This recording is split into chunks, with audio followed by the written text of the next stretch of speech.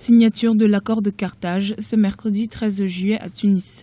Un document censé ouvrir la voie à la formation d'un gouvernement d'union nationale tunisien. Ce projet porté par le président Béji Caïd Essebsi a été signé au palais présidentiel par les 4 partis au pouvoir, dont Nida Tounes et Ennahda, le patronat Utika, le syndicat UGTT ainsi que des partis politiques favorables à l'idée d'un changement du gouvernement.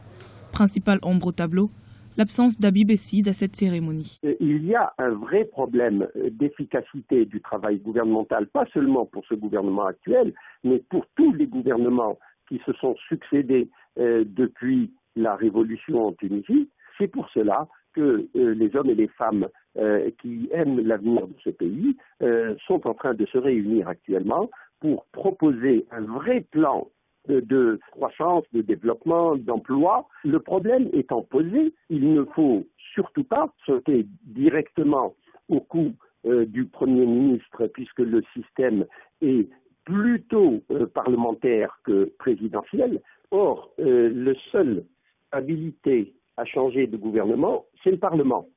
La Tunisie est régie par un système majoritairement parlementaire.